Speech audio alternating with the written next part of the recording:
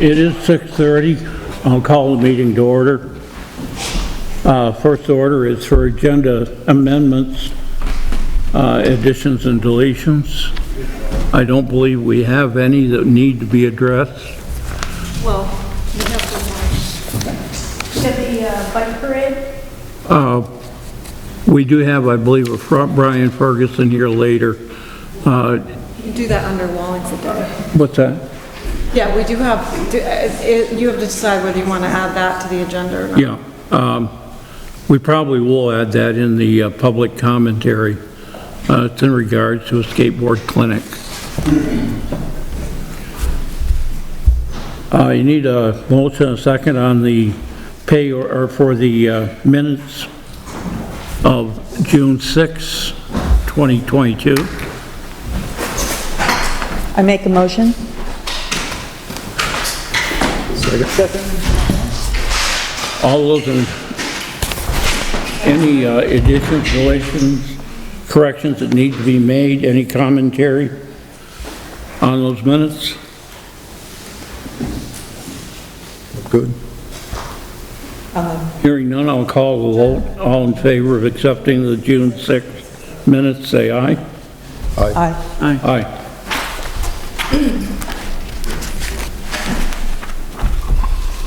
The minutes of June 13th, this was a brief afternoon meeting. Yes. Carolyn was not there. I need a motion, and a second from one of the four that were there.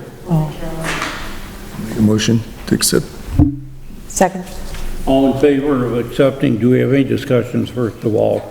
It was basically an executive session.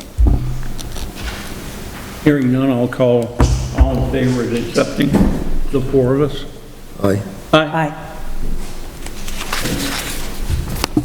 The pay orders for June 29th, this would be, I believe, the year-end pay order. Am I correct on that? No, there's going to be Julie? one more. At the next meeting will be the final. Okay. And the total is 128,511.68. I make a motion. Do we have a second to discuss? Second. Any questions of Julie on anything that's on here? Hearing none, I'll call the question. The pay orders for June 29th, all in favor, say aye. Aye. Aye. Any opposed? The pay orders for July 6, currently it's showing 64,281.43. I assume there are no changes to that? Any questions? Motion and a second to discuss and approve. I make a motion. Second. All in favor, say aye. Aye.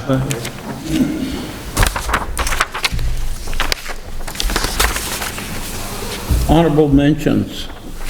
We would like to mention Barbara Kaminsky gave the $3,500 for the fireworks that are going to be touched off here in Wallingford.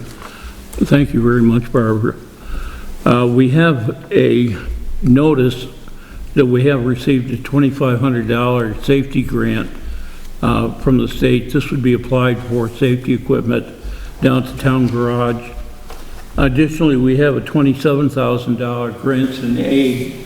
This is for road work to be done by the highway crew this year. And we also received a $22,000 planning grant for the work that needs to be done over at Lake Elfin as far as trying to prevent some of the erosion that's been going on over there. That brings us to you, Phil. All right. Not a whole lot down as usual, but a couple questions we have is the balance of the paving budget. I looked around at some of the streets today, last week, And I think the best use for the money and not having to pay for him to move again would be Homerstone down there. That road is atrocious. Start right at just above the railroad tracks and head south.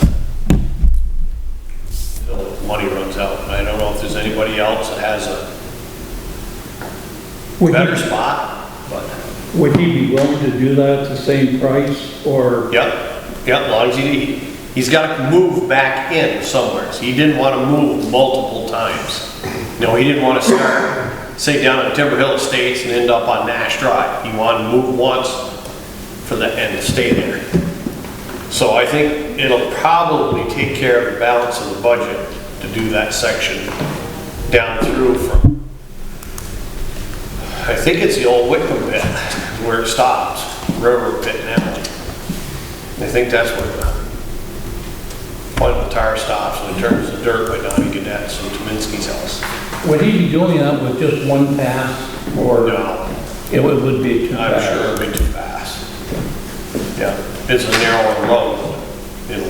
He'll have to do 2 passes. It's more than 12 feet. I think the paper only does 12 feet. When would he be looking at doing it? I don't know. I want to bring it to the board first before I suggest it to anybody. Talk to him. You know, there's some streets around, but we haven't done anything on the southern end of Wallingford or East Wallingford. But East Wallingford, we've got to do a bunch of ditch work, so there's no sense putting any tar down. Up around the Seward Hill and Seward Road.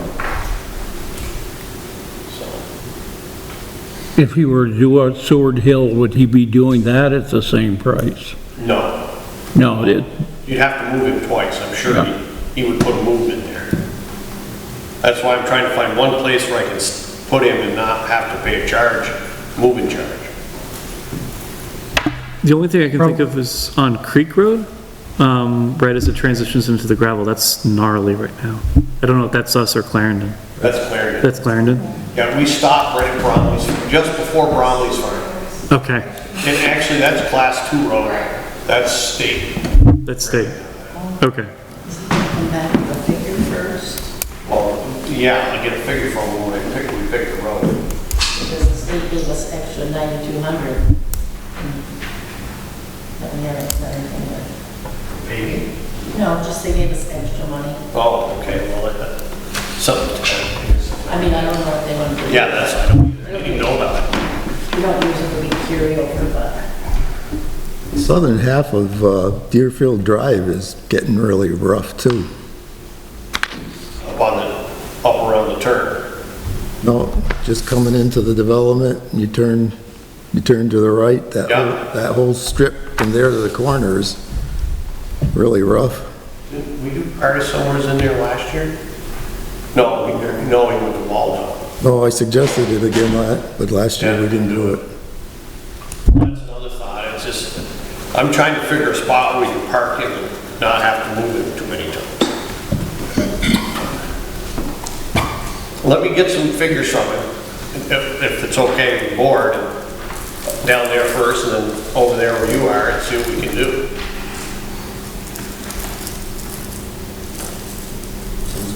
Yeah, it sounds good to me. That way we'll have an answer before we start. As long as he doesn't let us know the morning before. Yeah, That'd be a nice stipulation. and on a Sunday. Yeah, and on a Sunday. 8 o'clock on Sunday. He got it dumped in his lap too on Sunday, so. Fix all. And then I went around with Steve today and we looked at this Bastion Hours driveway over here where the culvert's lifted. It needs ditch work on both sides and it has to have a new culvert reset. And I think it should go to a smaller culvert because there's a water line issue underneath it. So what happens is if we try to put it down much deeper, we're going to be near the water line. So if we shrink the culvert size to get a little more cover over the top of the culvert, because it only runs the length of that driveway, and there's a 20-foot section that comes off his hill, and then there's a little bit of water catches on the other side of the lawn, and that's it. So I don't think downsizing it to a smaller culvert so we can get some cover over it so it won't heave up so much every year. Would be a bad idea. Seems like it's also like really cutting into the corner, the inside corner across from their house. I feel like last time I was walking there with my daughter, it was, it really drops off pretty quickly now. They cut the corner and then they loosen it up and then the rain washes it out. Right. They'll have to have some stone or something put back in it when they're working there. Okay. Then I also looked at a culvert up in Centerville Road that's for a gentleman. He just bought the place. And he's gonna redo the driveway and stuff, but the culverts come right through the top of the driveway. It's actually, he's driving over the culvert, so the town should reset one there and re-ditch that so the water doesn't wash in front of his driveway anymore. It's right across from the little bridge we have to do down in there. That's not Kent Pond Road, is it? No, it's Kent Farm. Kent Farm? Kent Farm Road. It's right across from it. He bought the old, can't remember the gentleman's big red house with the pond. Gobets. Gobets, yeah. You didn't spend anything for culverts. What's that? You didn't spend anything for culverts. They've got more inventory down there at the barn than they've got in the state of Vermont. You can't buy a culvert. Those great 18-inch culverts are a year out to buy. So they've already got the culverts. And once they start using a few of them, they probably will rewater some to get them started back.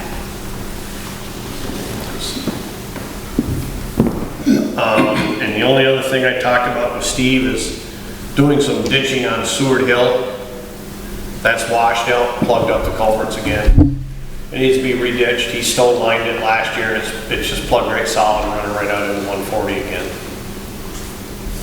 State doesn't want to put a crossing culvert in there to run towards their DI because they say it won't take it. But they've got to at least clean the ditches up, keep the water in the ditches up there. Why they're up there with a small machine. Is there any way you can line the ditch or anything? He did last year. And it's still doing It's it? full. It's literally right full of gravel and it's washing right out into the road. He needs to do some ditch work up higher so the water gets off the road quicker and goes into the lawns and down the edge of the road. What happens, it comes all the way down off that upper road up through there, and he's put a berm up so it goes to the ditch lines instead of traveling down the road. He started graveling that just before, I think Lori went on vacation. He's got a little more grading to do up there, but there is an issue with water coming down the road line, and he's got to get that fixed before they clean the ditches out, try to keep the water out of the road into the ditch lines, so. That's his plan. He's still got the machine up on the end of Blackwood. He's up there working right now.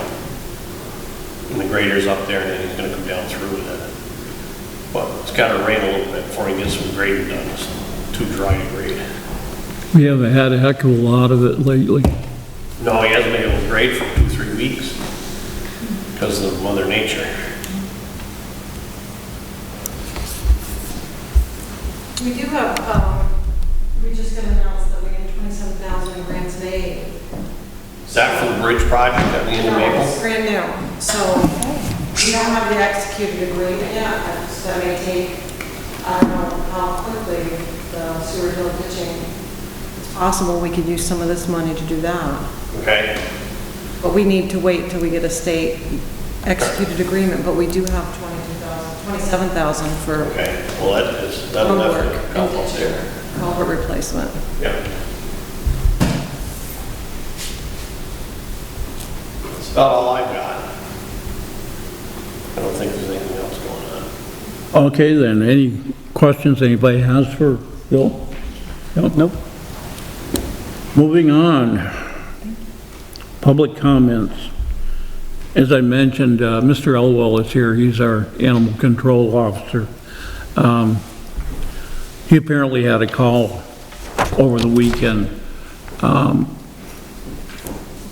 not sure if everybody got the email that he sent us, the report on it. Probably not. Basically, I will just hear what you have to say. I'm not really sure where to go with this one. Tough weekend. Got a couple anonymous phone calls at first that there were barking dogs and yelping dogs up at the Eddy camp, up on, yes, thank you, Wallingford Pond Road.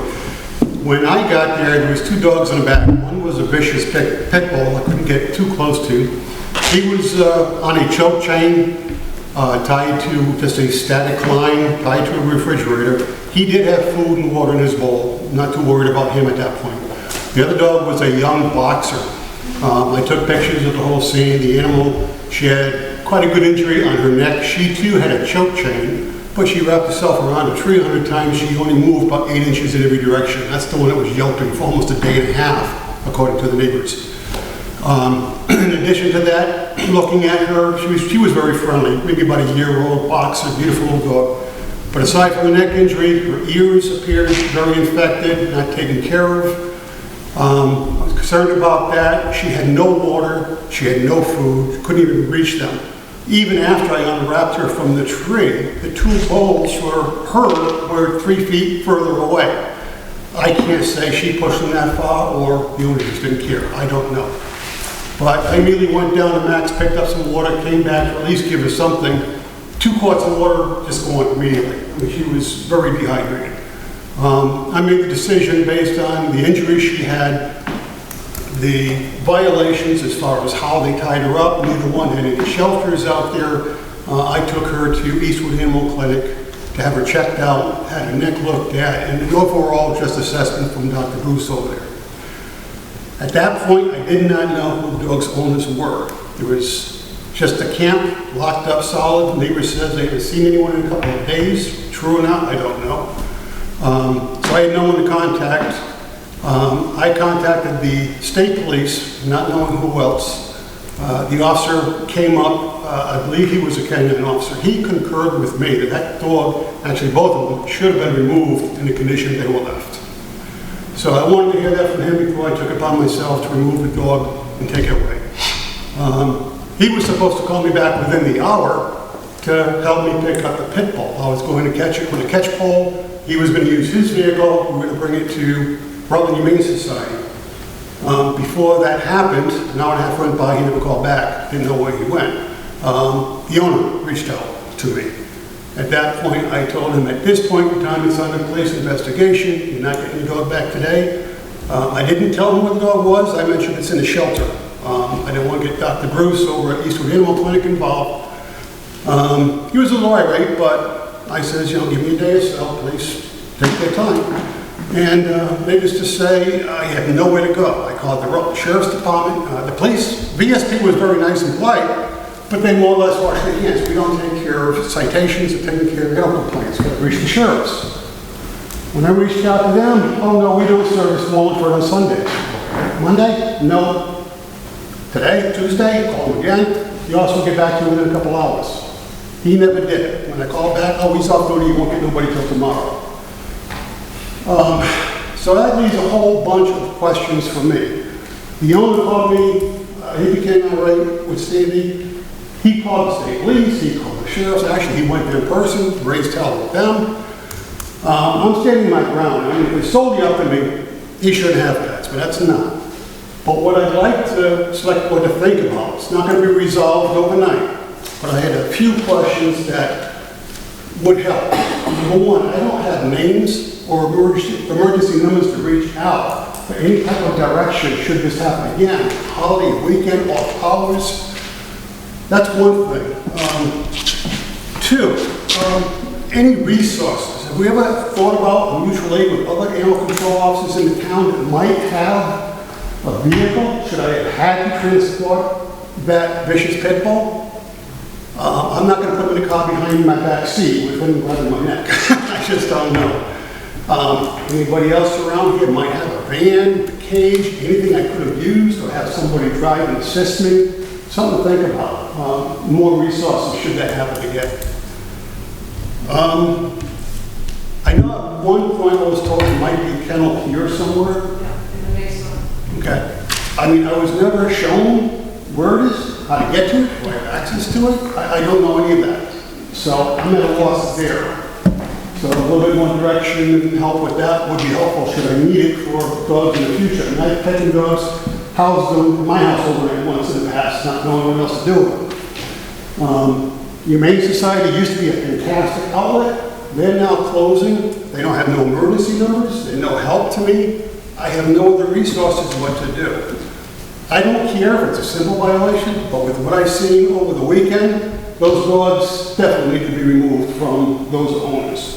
And, you know, checked out, which I did at the vet, and I'm cautious about returning that dog until I speak with the sheriff's department. And I'm going to try to be forceful. Those owners should have citations.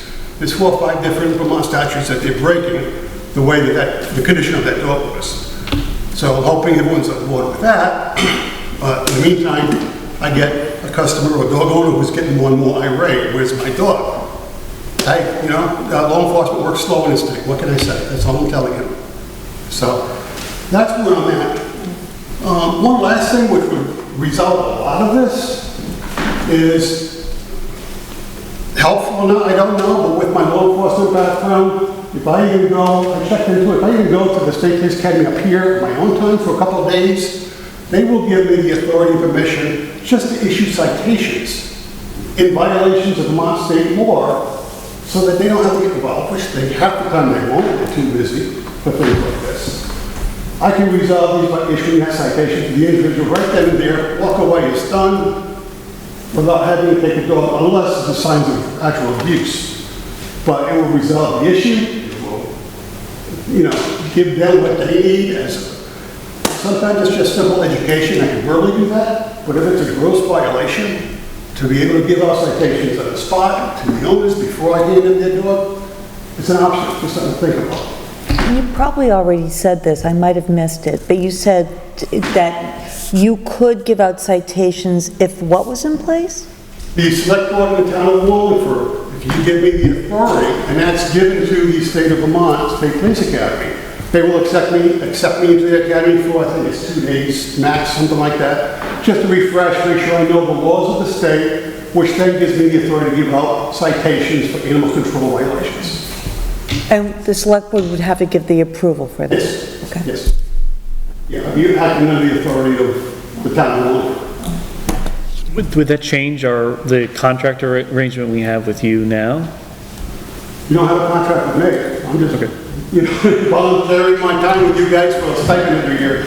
I'm not worried about it.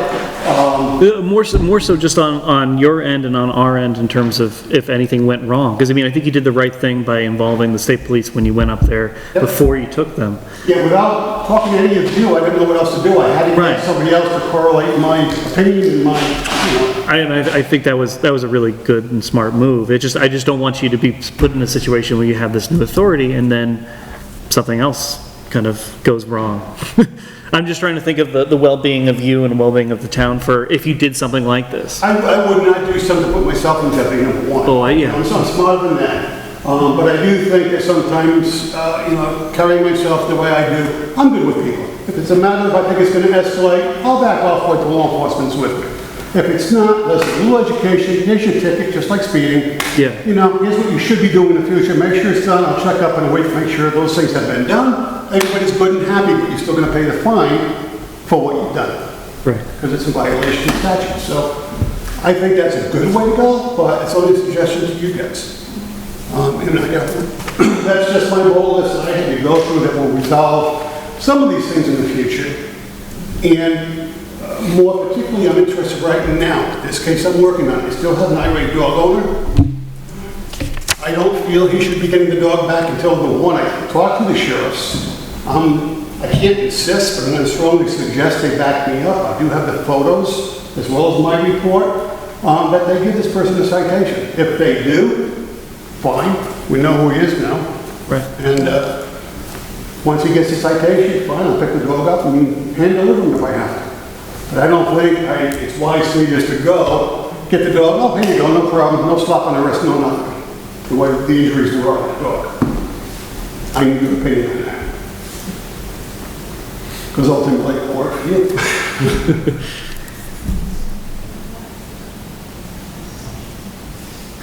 Yeah, because I wondered thinking about think it was a year or two in Pittsburgh where they had that kind of farm that had a tremendous amount of animals that were all malnutritioned and really completely. Well, that's over and above me as an animal control. For sure, but like making somebody in a position that they feel that they can stop that or at least slow that down if something like that happened. I can see that.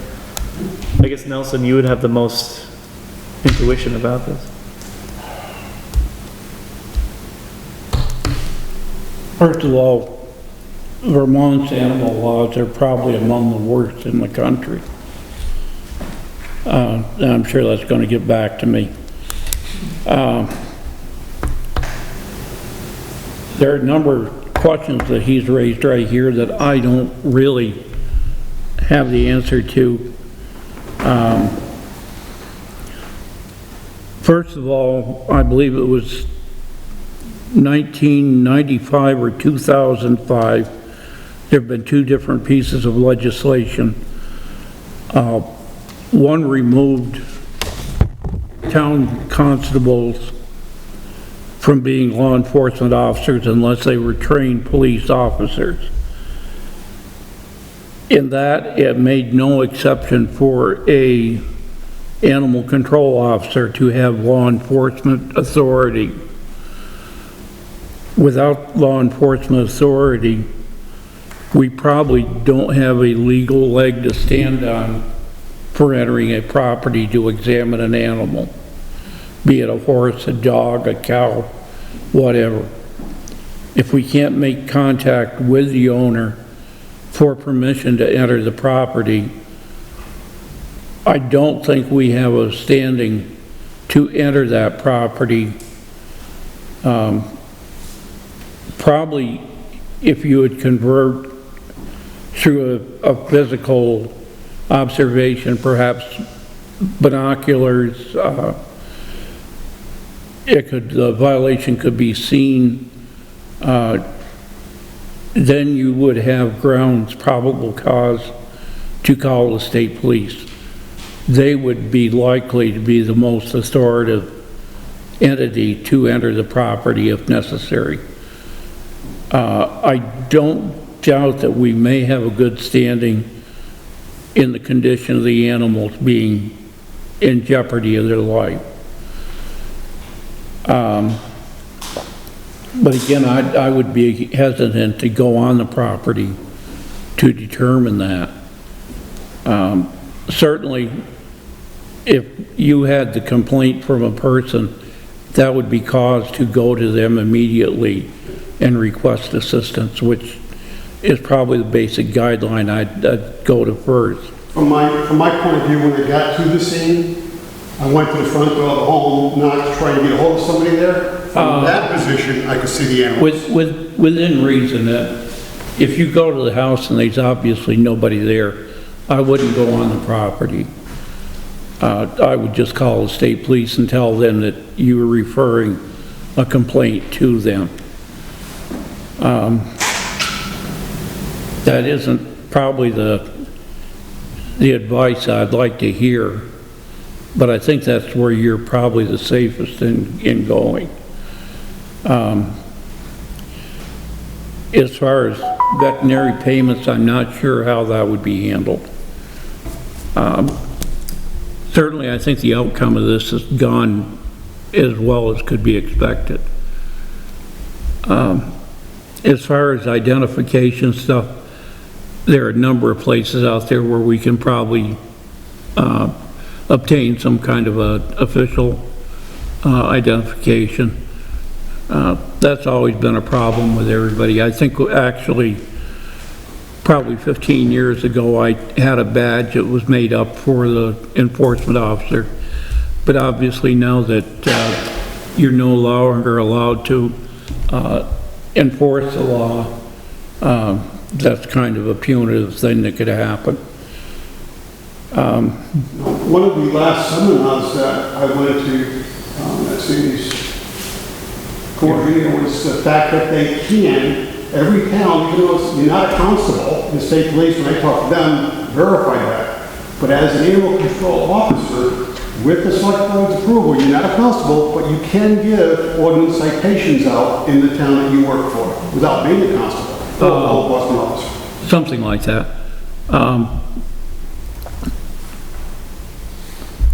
The thing that I would also just throw in there, in the Judicial Bureau, they have what are referred to as municipal tickets.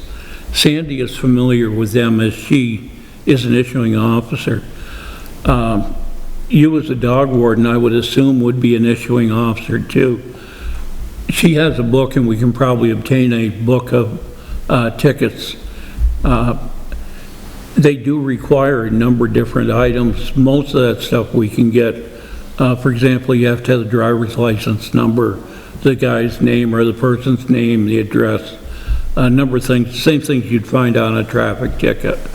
And that can be served by you with a copy that's mailed to the Judicial Bureau. My thought here in this case, once you'd gotten the state police there and gotten them involved and got a quasi-judicial decision on it, you would certainly be in a position that you could issue one of them. As to some of your other questions, I've been out of it so long now that I'm really not sure what the latest is. Be okay if I follow up, if I get information, bring it back to you?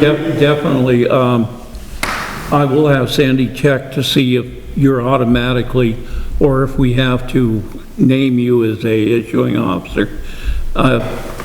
Basically, just for general information, any public official in Wallingford, which includes the members of the select board, can issue a municipal ticket. They were created so as not to have to go through the whole legal system to cause a penalty. The zoning administrator would use the same ticket.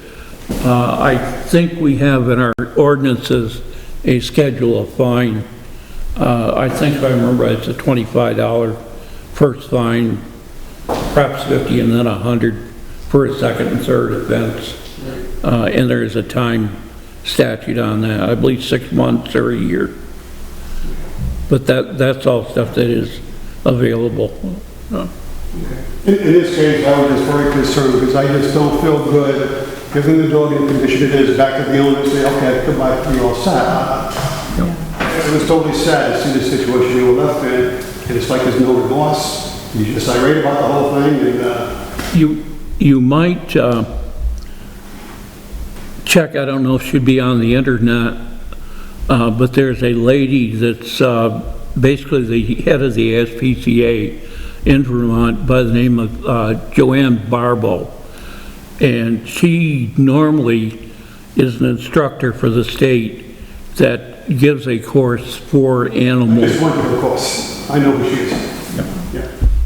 She might be able to give you either forms or some of the paperwork that you could use. And then the other thing that you brought up was having names and numbers of some of us so that you would have been able to Exactly. alert someone, so. Regardless of my law enforcement background, working with dogs even in the past, this town is different. Vermont, I'm finding out, is much different than Connecticut. So without any resources, names, and cities on vacation, I don't know who else to call for direction. I was at a loss doing things only best I know how. And sometimes it's uncomfortable feeling. Do we want to give Mr. Elwell your phone number or my phone number if he is in a situation where he needs to reach out, or? Those are all on the town website. Oh, okay, they're all on the town website. Not our phone numbers though, I think just our No, emails. your office phone numbers are, not any home numbers or other contact information. Only your official number here. Oh, okay. What do you think? Do we want to give him a number to contact or no?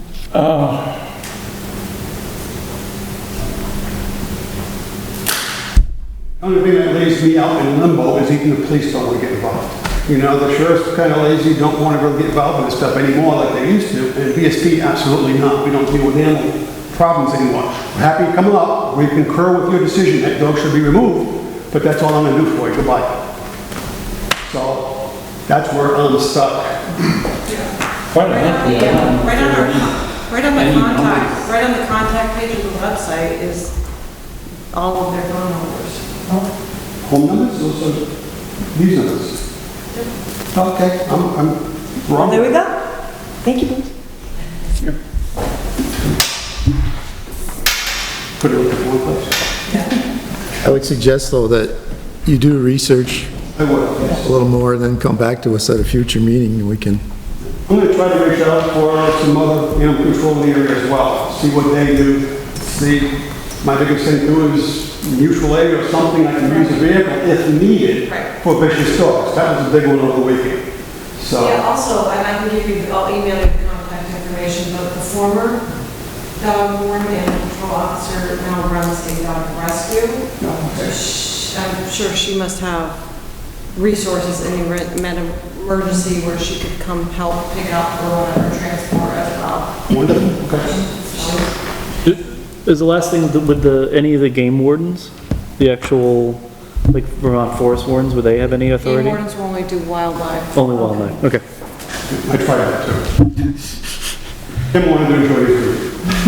I think the animal rescue could be a big help because it doesn't happen very often. I'm sure she would be. That's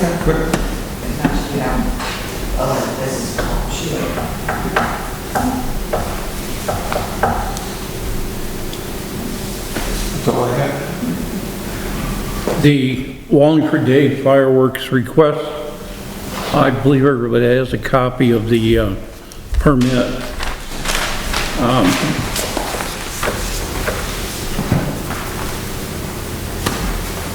I'm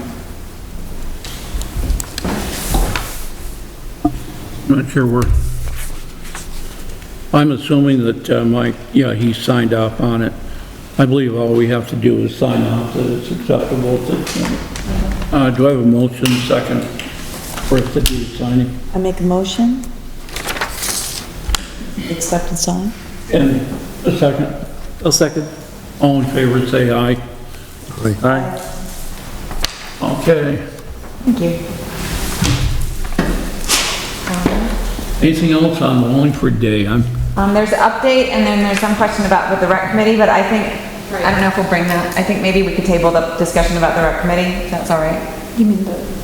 No, about Wallingford being part of the rec committee. Oh, yeah, we can table that. Can we table that, and I'll just give you an update of where we're at right now? Yes. agenda anyway. So, where we are at, Wallingford Day is coming. It's a week from Saturday, and it's on track. The schedule right now, as it stands, I can just briefly go over it, but it'll also be around town very soon, so you'll see it there. But mornings will be the townwide tag sale, as in years past, and people are already asking about it, and I put something on Front Porch Forum today. So if anybody does ask you about it and says, what do I do to sign up for this? You don't have to sign up for it, just put out all the stuff that you don't want, and the people will come. And we'll get to see each other out on the street, which is a great thing. We're gonna have 3 food trucks involved. They're gonna be in town, like around 2 by the library and 1 somewhere on Main Street or School Street in the morning. And then in the early afternoon, they're gonna shift down to the rec area where there will be activities and other things. We'll get a little more to that in a second.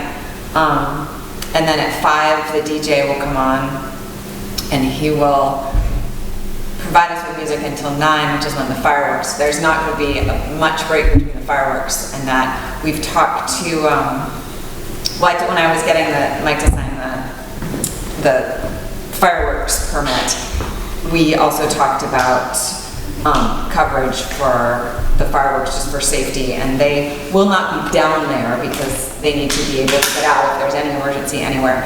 But they know that it's going on, and we're going to block off the parking lot at the end of Meadow Street so that should we need rescue vehicles, they can come down and turn around. And we wanted to ask about, maybe I should hand it to you, about our bike parade. We have a bike parade as part of this. Bike parade. We're starting in the True Temper, hopefully, we're starting in the True Temper parking lot, which we've gotten approval for.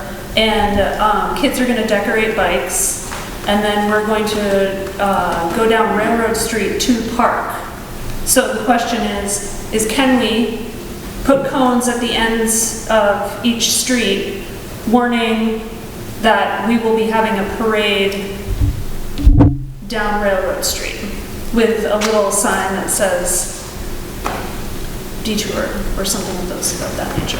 It's at 3 o'clock 3 o'clock. on Saturday. And then that would be, what about when you have to jump onto 140? We're hoping to have enough adults involved so that we can, There is a crosswalk there, like there's an official crosswalk there. Right.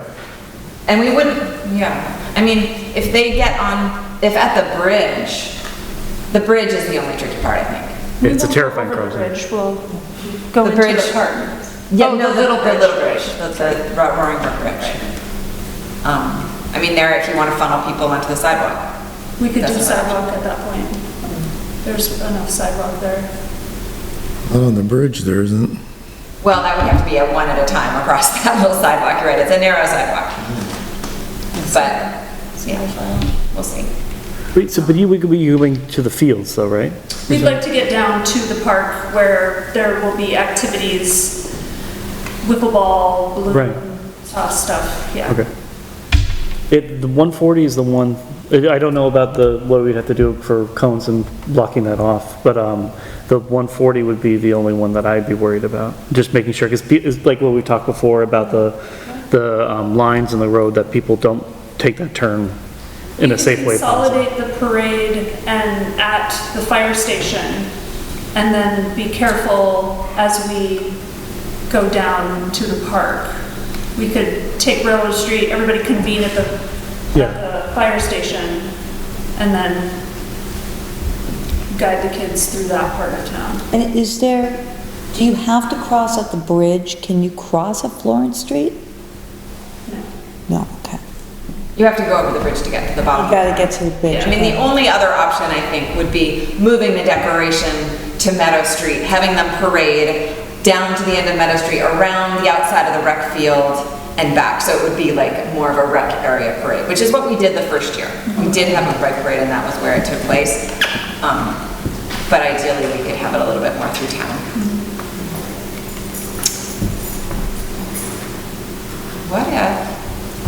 What time is the bike parade going to go off? 3 o'clock. At 3. Yep. Off the top of my head, I'm wondering if Mike Hughes could get a couple of the fire boys, or fire guys, to volunteer for the traffic. I really only see one or two spots, Meadow Street, if you had a gentleman there, to just hold the traffic when the parade is in view. And at the end of Depot Street, so you won't, my thought is on 140, you do get truck traffic. The other areas are pretty much gonna be, just an occasional car, perhaps from the post office that late in the day. I know they won't be open that late in the day. If you could maybe get just a orange cone, I think they have them at the garage. I've got a dozen of them. Take just a stake and maybe a cardboard that says parade route and set it at the end of the streets there so that people would at least be aware and look for parade going through there. I think that in the area you picked, that would suffice for traffic. And it should be pretty brief. It's not like it's a performing parade, it's like a moving. General, if that's every day, there's not a lot of traffic. The only thing I could think of is, what if you went up 140, then crossed over at the library with the crosswalk and then came back down? Down to Florence? Go up. No, not down Florence, but just right back down. So you just kind of make this little Oh, so it loop. did Depot Street? Yeah. Like went up Depot Street, the sidewalk, and then Go up the across? sidewalk, then you go across, you have the crosswalk, you have the light, so you can actually use that as a way to stop. And then when you come back down, you're on sidewalks the whole way, except when you're going across Florence. Does have a slight hill for those people who are For sure. not hill related. Maybe then that would reduce They're the. extending their time on 140 though too, because that is 140. Yeah, still. It's still 140. But at least it would be a stoplight that they would have enough time to be able to slow down and see the people versus if they're in the middle of the turn trying to cross. I feel like there's more keeping visibility. kids on the sidewalk is going to be more difficult than And keeping them on the road. getting them, like, For sure. through that section quickly. Okay. And That's we just my have, thought. we also have to be, I mean, to add to this, we have in the basement amongst the Wallingford Day things, I'm assuming we still have a bunch of really bright vests. And everything's going to be And we're super gonna have adults decorated, involved. and there's going to be adults involved, so. So we'll talk to him tonight about seeing if he might be able to spare anybody. But I feel like also once you get the route set, making sure that you put it in anywhere you'd have to warn basically of a meeting to say that this is the route we're going on. If you're on this route, just let us know if something happens because I want to make sure people know that it's going on. Yeah. That's what I would. Okay. So we'll carry on with that plan. I would be hesitant to run bicycles down the sidewalk.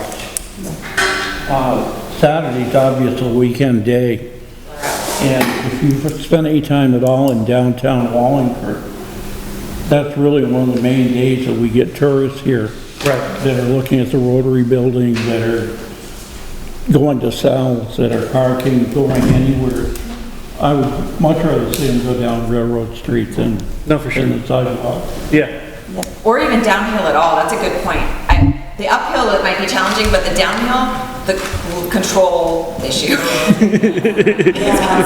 keep it as flat as possible. Okay. Look, I was just learning. Yeah, balance Oh, bikes. yeah. Put your feet up and you just go. The little tricycles and stuff. Personally, Are I'd you be much accepting more comfortable if they would adults just stick carrying with Meadow kids in Street. trailers? We would love all people. Okay. With Not just two children. wheels, four wheels, Okay, on good. their, however many wheels. Not 16 wheels. No. No, not 16. Unless you have a train of trailers. I know Lucy would get a kick out of that, so. And if you don't have a bike, I might have a bike. Yeah, electric bikes too. All right, so we're good to go ahead on that and give warning, start right now giving fair warning. Actually, our next post to Front Porch Forum is get your bikes ready, this is gonna be exciting, this is where we meet, adults are welcome. I think it needs to be I think it needs to be contingent on the fire department doing traffic control for them. The availability of traffic control, so we should find that, we'll confirm that first. Okay. Does that makes sense? I mean, personally, I'd be much more comfortable if you just kept it in Meadows Street in the park myself. But if we got the fire department there blocking traffic, I think then it's going to be a safe thing. Yeah. Just some parents standing out in the road is not, people are not going to pay attention to. Be surprised. Parents. If you get a vest on. A vest and a stop sign. Yep, vest and a stop sign. I've done that at school where you have the fire drill and I'm out there in my vest with my little stop sign and they stop for me.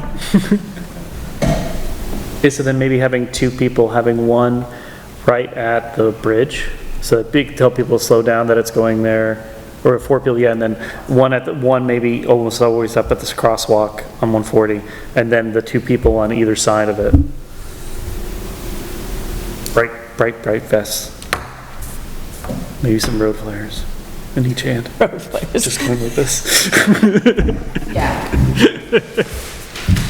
Yeah, that sounds really cool though. Really, I mean, really cool. this is a really this is a very serious part of it, is Yes. traffic control and keeping Yeah. everybody safe. Like, that's the first, on all of Wallingford Day, first goal is that everybody stay safe, and after that, we should all have fun. And then last thing was be two more people, one at the front, that's like the parade warden, one at the back. That those are two adults that are in high vis, that they can make sure stragglers or make sure there's nothing happening up front. Just thinking like when I've done like motorcycle rallies, you always have one person that's coming up in front, stopping traffic, and then they kind of trail to the back. That's when you're stopping, like going across multiple intersections, not just one.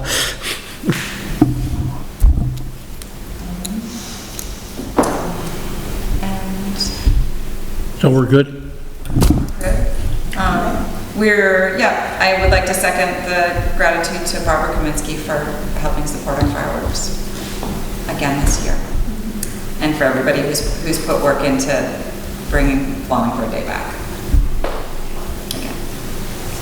Thank you, and stay tuned for more information about it on paper, on Facebook, and on Front Porch Forum. And if you have any questions about it, you can get in touch with us at wallingfordday@gmail.com. May I indulge one more question I haven't had answered yet? With regards to this dog and owner tomorrow, if I pick up the dog at the veterinarian place to return to the owner, the vet is going to want to be paid. He doesn't want to be responsible chasing the owner of the dog. Should I pay it? Expensive? How do you want to work that in the future? I'm not sure. I mean, the owner of the dog is going to complain, I'm the one that brought the dog there, but yet the vet's going to say he needs to be paid before he releases the dog. I'm not sure how to handle that. Any thoughts?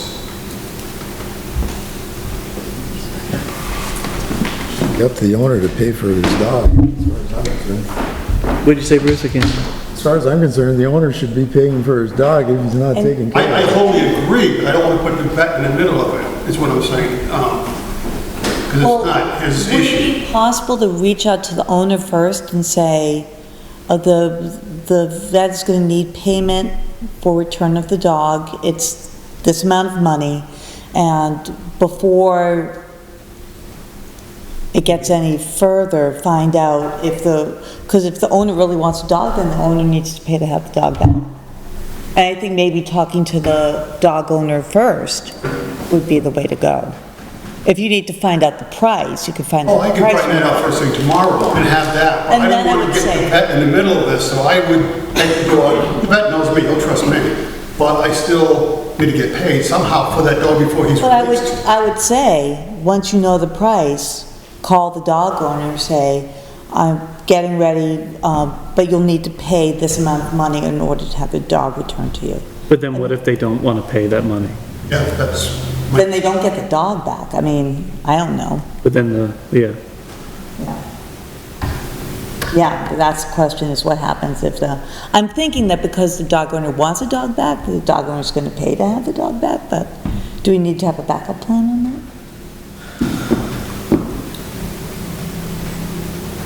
because I am not going to have the dog owner go to the vet to pick up the dog. I'll pick the dog up to a neutral place here, rather than kennel downstairs, or I'll Okay. find a place locally, let him pick it up in a public place, so the vet won't be in the middle of it. Right. So if I get paid, I'll go right over and pay the vet. The question he's got there, I don't believe we've ever actually taken an action on.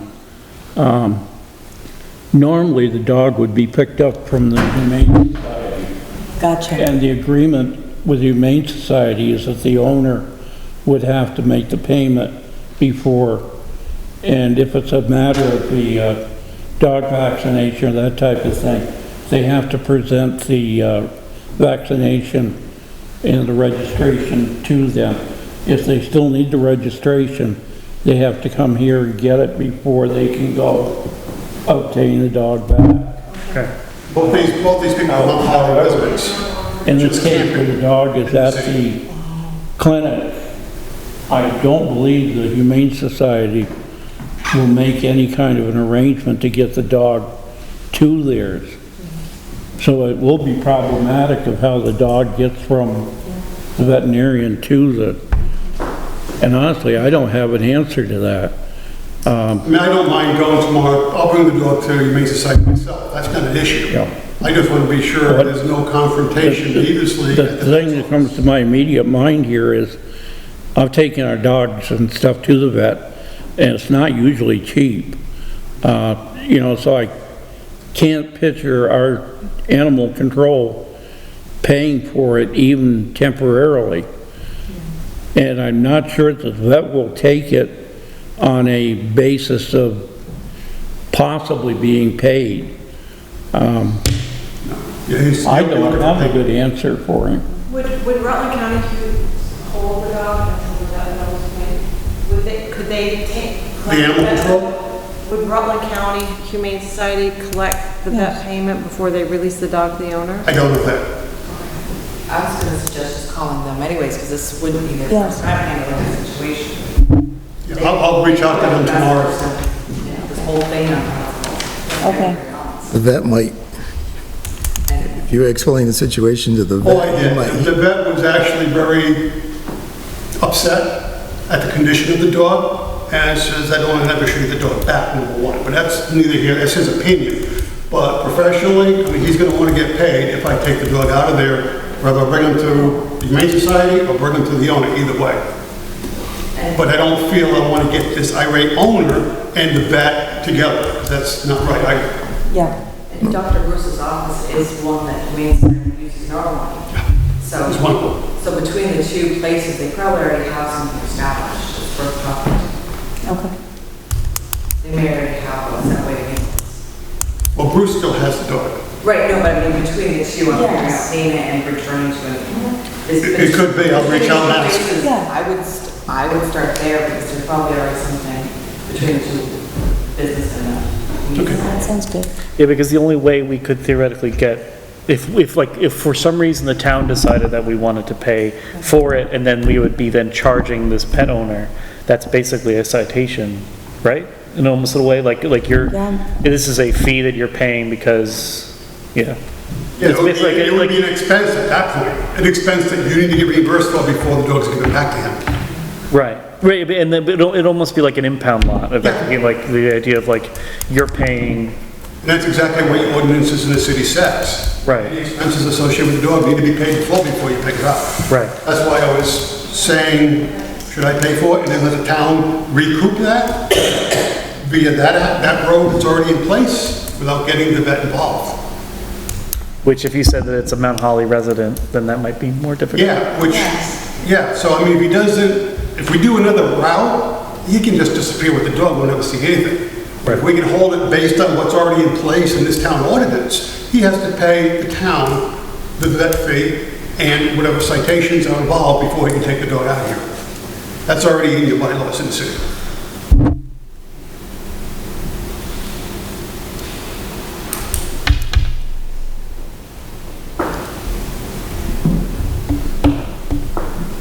Or we can just give back the dog and just chop this one up and not do anything about it at all. That's entirely option two until we decide what we want to do in the future. I don't like that option, but that's up to you guys. I think it's really just the getting in contact with the sheriffs tomorrow if you can, and seeing about them delivering the citation, because we don't have authority to give out that citation, it seems.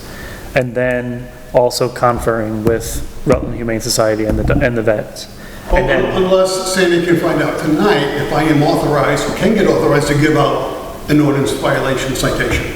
That's good enough for me. It puts him in a position where, hey, this town doesn't accept that type of behavior. That needs to be, vet bill needs to be paid, and then here's your dog. right, With that, I won't have to get the sheriff's involved that way. I don't think that's something we can answer tonight. So she said the quantity. This would be $24.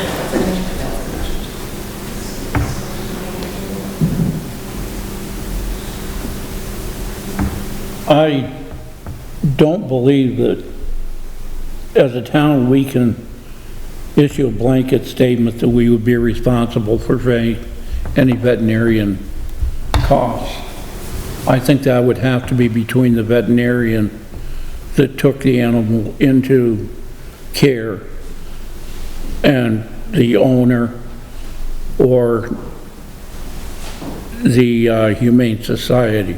This led to, last month I picked up a dog on a roadside which appeared to be hit by a car. For him to say that.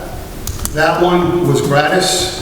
It wasn't as bad as we originally thought, but he can't keep doing that, I was told, obviously. So, I mean, if I do find injured or really bad animals in the future, I have to bring them to a vet. How do I handle that? Because they want to be paid, they want to know someone's responsible for it.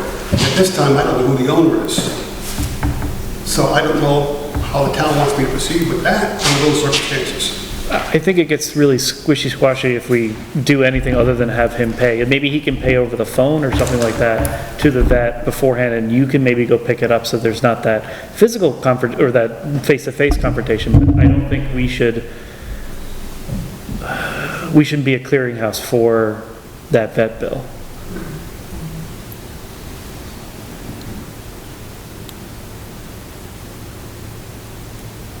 I would say tomorrow, find out what the charges are from the vet. Give that information to the owner and say he's responsible to pay that before he gets the dog back. If he refuses, then I guess we have to figure something different from there, but. My thought is, it's already in your bylaws here, that any dog that's picked up and/or confiscated is not going to be returned until all expenses are paid. So should we use that clause under the same scenario we're in? Problem with that is then the town clerk or Sandy becomes the person that's got to confront him to get paid.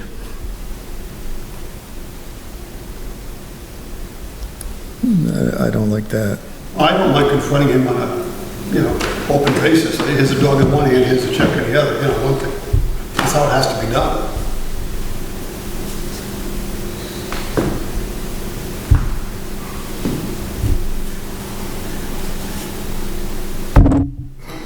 It's a tough thing if we don't have precedents for when this has happened in the past. I don't believe there's ever been a precedence with it. I know my thought is still, if the veterinarian asks for a payment from us, we just tell him that he needs to make contact with the owner. I mean, that... I could do that, but he'll sever relations with me. He won't want any of my dogs that are injured or... I can't see you being put in the spot of taking any money. I mean, that's not your responsibility. Your responsibility is to get the best care for the animal that's obtainable. And the town is basically your sponsor to do that. We're not accepting responsibility for that animal in any way. I'm sure we're not the first place that's ever had this situation with most of the veterinarians out there. And again, I don't know if the Humane Society will collect a bill or anything from that person. I pretty much just know what we've agreed to on basically unregistered animals. I'm sorry we can't give you a better answer than that. I'll wing it. That's best I can tomorrow morning. Yeah. Did we have anything else on Wallingford Day? Nothing on Wallingford Day, but the skateboard clinic scenario. Yeah, we're in public comment. Okay, I have to leave it before public. I have to leave actually right now, so you have the PDF? I gave them the question answers. Okay. So you know all the questions that Brian asked and everything. Okay. So I have to take off. Okay. Sorry about that. Art flag football. Yes, thank you, Chair. My name's Art Peterson for the new members. Since 2014, I've run the flag football program here in Wallingford. We call it the Minute Maid Youth Flag Football Program. This will be then a 9th year of doing it if granted approval. The main thing we're looking to do this year is build on numbers back. COVID and all that was kind of knocked the heck out of us a little bit. Where I'm going to try to do everything in my power to get kids back involved in it. Last year we had 35 kids K to 6, which if you divide that by with that 7 classes, that's not many kids. We're hopeful that we'll have a better turnout. Baseball certainly seemed to have a better turnout. So that is what we'd like to do, kind of on par with what we've done in the past years. And that's what we're looking to try to do. As Art said, this does go back quite a ways, I think 24 years. I'm assuming you're using the same forms and everything. Same forms and same location back in that southernmost field. You know, we may, if we're lucky enough to have a lot of kids, we may, a couple of years ago, we played the outfield of the ball field, the main ball field. We actually lined off 2 fields and played. I hope we have that problem. But the forms and all the things that you folks require, if it's the same, yeah, we'll get the same release forms filled out, and all of that, just update them for 2022 and get that accomplished. And then I will turn them into Sandy.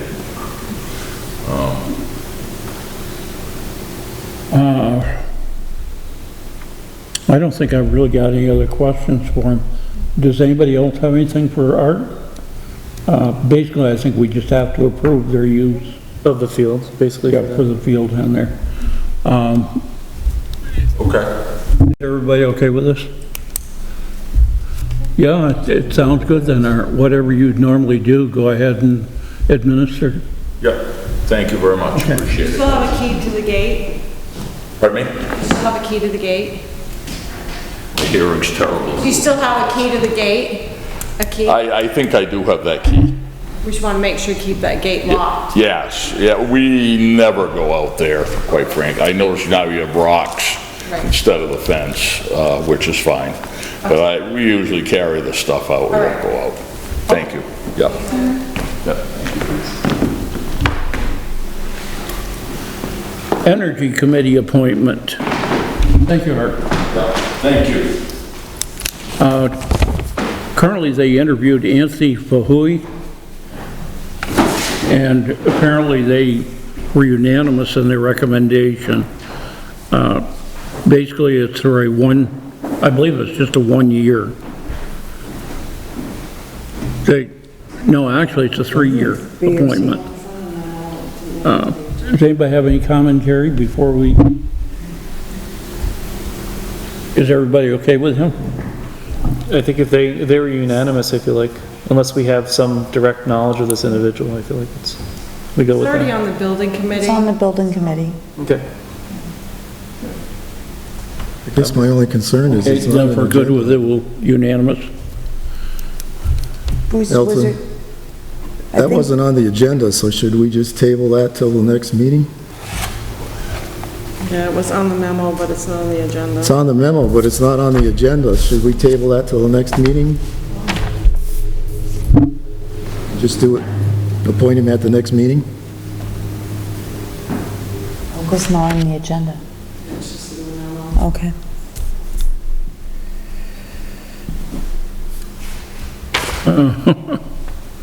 It's just there's been a lot of issues in the news lately with boards doing things that are not on agendas, so I would prefer that we just waited till the next meeting, put it on the agenda, and did the appointment next meeting. Okay.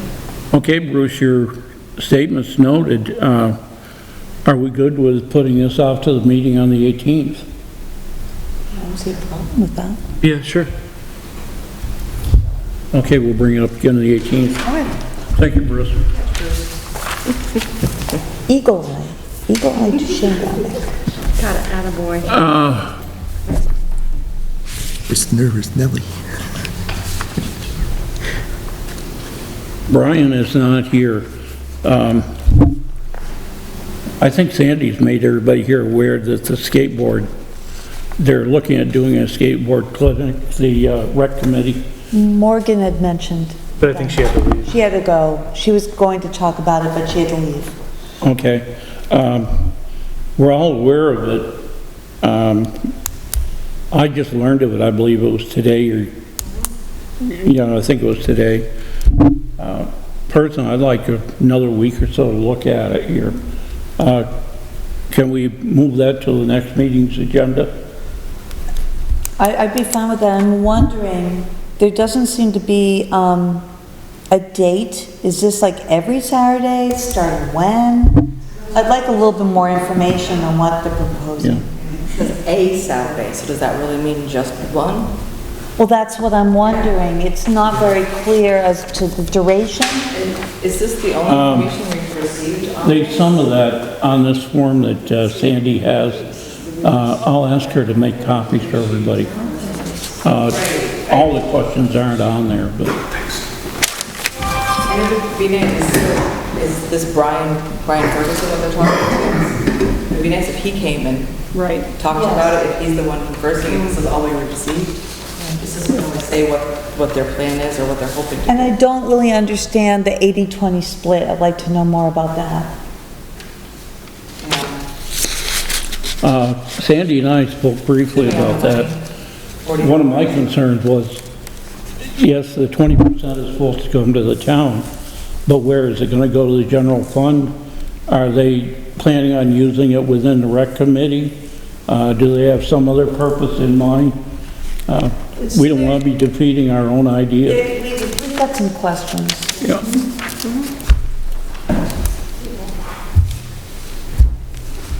So I guess then to make sure that it works, next time can we have a good time set for the agenda for next meetings to make sure that Morgan or Brian is here and able to. Right. Yeah. Yeah. That's good. Like Morgan was planning on speaking on it. Right, but just everything's So got, it's actually yeah. on the agenda for everybody to see. It's the same thing as the previous one.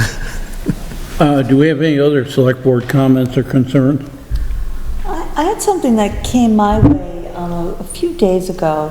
I was talking with Lisa Katrupi, and there was an incident at the camp. I just found out about that, yeah. Yes, Wait, what? and she contacted the, I think the state police, She did. and they referred her to the sheriff, and the sheriff said that they weren't on duty that day and couldn't help out.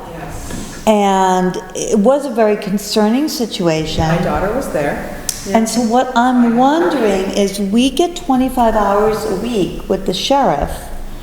How, 20 now. 20 hours a week, so how does that break out? If we have a situation come up where we need to have some support, not just talking to the state police, but to have somebody come out and do a little visit, check in, what have you, because of what's occurred, how does that work with 20 hours a week? Yeah, I know Laurie was kind of hoping, because Lisa's out of town, I think, and so Laurie was kind of hoping to come address that concern on their safety. Well, it was brought up to me, and Lisa went and talked to me about it, and I found it very concerning. Laurie called me on Saturday. To make sure I was aware as a parent. Well, it especially even goes back to what you've been bringing up, the idea of if we have these people on retainer for a certain amount of hours, if we have a situation where there's a time scale with this, with the dog being in the vet, like, when can we actually use this contract? And I wonder if that's maybe something we missed in the contract? Like, can we, instead of a patrol, take an hour out of the patrol hour at the end of the month to come assist? I know, because it seems like, I mean, do the sheriff, I'm not quite sure how the contract works. So maybe, do they pretty much say how the hours are going to be? Okay. In the past, what they've gone on and done actually is they have not responded unless they have an officer in the area. Basically, it would be the 20 hours that they're actually in town. My understanding from the state police procedure is that if they're not responding, the state is required to respond. Okay. This is a whole procedural thing that is going on in the state. Currently, the state police want to make a dispatching decision where they're only handling state organizations. That would be the Fish and Game, Motor Vehicle, Department of Public Safety, and the Bureau of Criminal. It has been a contentious thing with the state police for 35 years. Their initial statement of what they were intended to do was strictly as a major crime unit and to lend technical assistance to towns, town enforcement officers, which basically would be dispatching somebody to a police department or whatever because they don't have the expertise to do the blood work or whatever.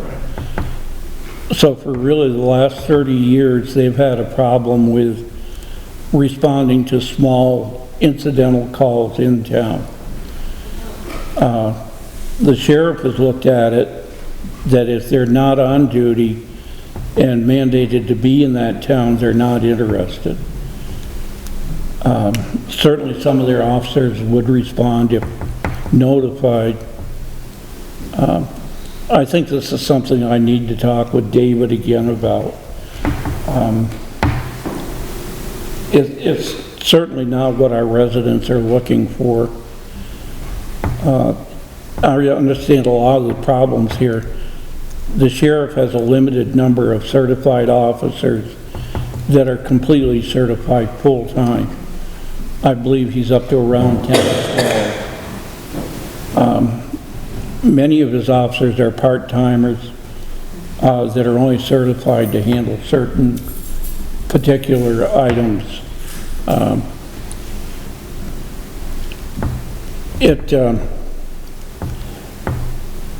The town, of course, no longer is allowed to have elected constables do these type of chores.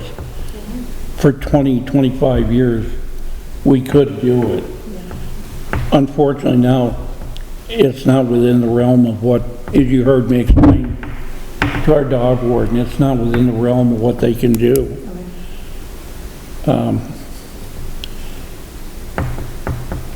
I know that perhaps Sandy or myself can contact David again and ask him if he can correct his directive to his men. There was a period that I observed in some of our past paperwork where when an officer's been on duty in Wallingford, they've been dispatched to Danby, Clarendon, or other towns. I don't see a reason that he should not follow that same procedure when it's a Wallingford complaint and he has officers in a reasonably close town. I don't know the particular incident you're in reference to, but it would seem likely that unless an officer is out in Pulteney or West Haven or whatever with the equipment and the units he has, it seems to me to be a simple thing to have the unit come here, bill us for the 1 or the 2 hours or whatever it is.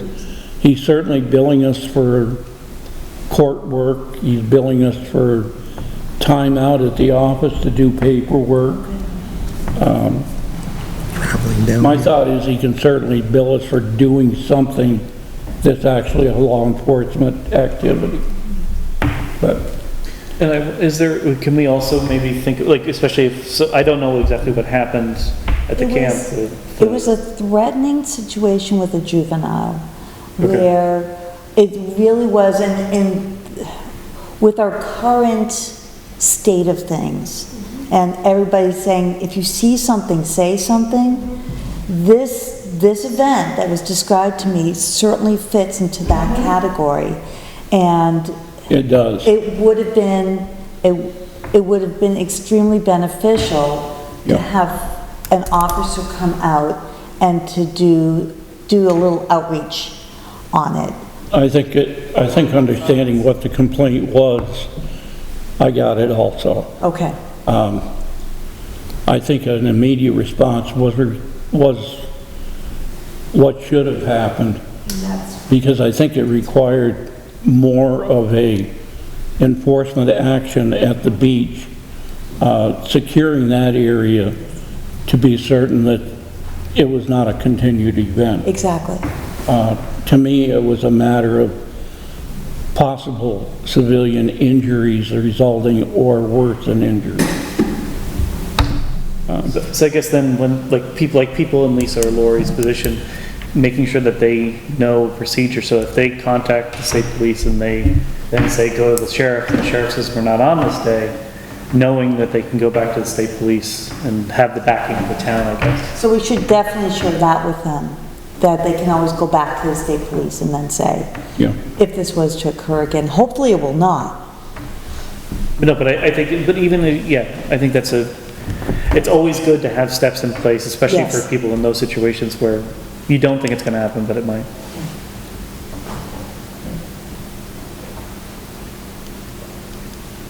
I'm sure Sandy and I will make contact with Thank you. David.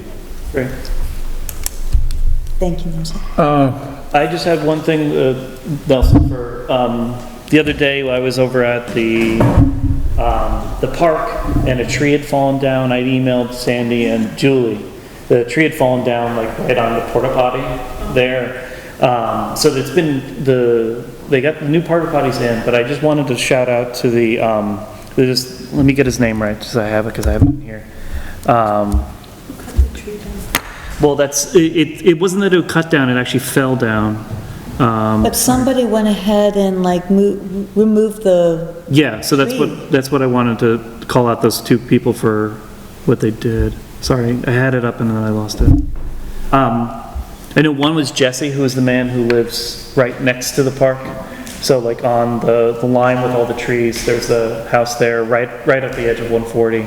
Jesse, he was the one who actually came out with the saw, but it was actually, must have been like a 13-year-old kid. I think his name, I'm so sorry, I thought, messing up this nice, okay, wait, there it is, isn't it? Sorry, let me find it for a second. was it a 13-year-old who lives on that street? No, he doesn't. His father's been working on the house over on Prospect that's been being renovated.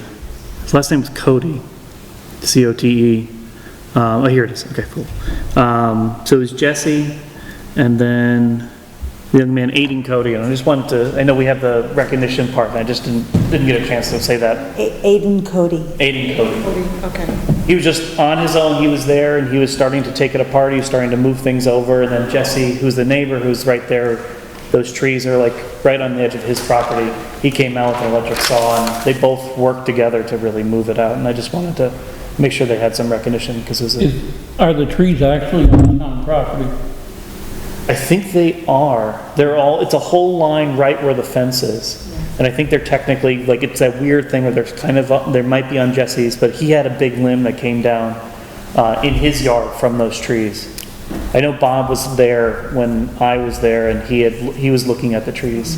So maybe he has more insight to whether or not they're something we need to deal with. But it was more just me. I wanted to really make sure that we said the thanks to this kid. Do you know Steve knows about them?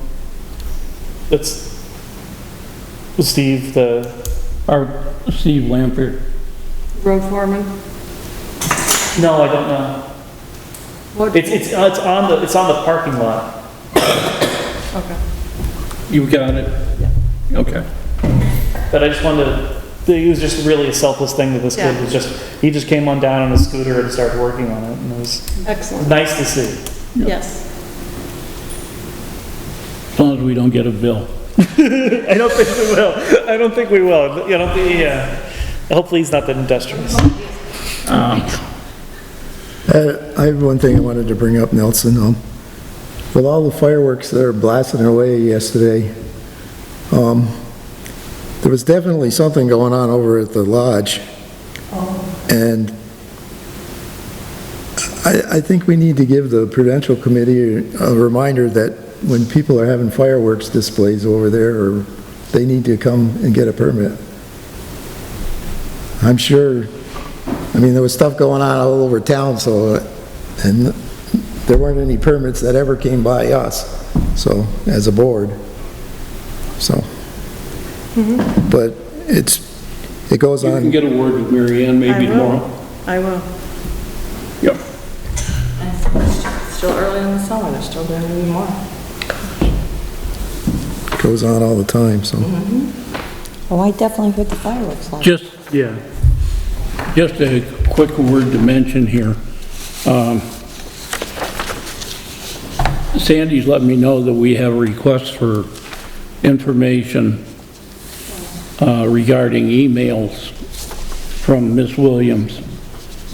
And she has answered back to Ms. Williams that we will comply with it. And she's noted that under the state statute, we're allowed 10 days to make that response. We also, I think you may have gotten a copy of a letter from Ms. Conti in a similar related statement. You have copies of that. I would suggest that we also put this off until the 18th when everybody's had a chance to look at it and Sandy's had a chance to make the reply.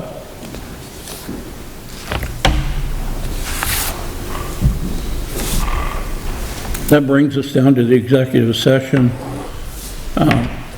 It's that time of the year we're doing employee evaluations. I believe everybody has a copy of them. But I will need a motion a second for the executive session. I make a motion that we enter into executive session for employee evaluation.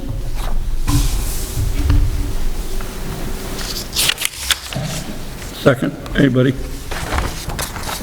All in favor of entering into executive session, say aye. Aye. Aye.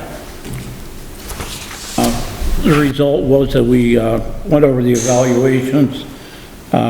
There were no problem deficiencies, and the board has agreed to advance the salaries and pay rates as was budgeted in the 22-23 budget proposed by the select board.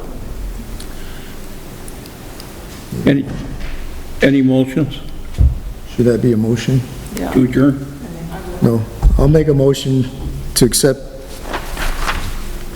to increase the salaries as noted in the budget that was voted on in Second. March. Second. All in favor, say aye. Aye. Aye. Do we have a motion to adjourn? I make a motion to adjourn. Second. All in favor, say aye. Aye. Aye.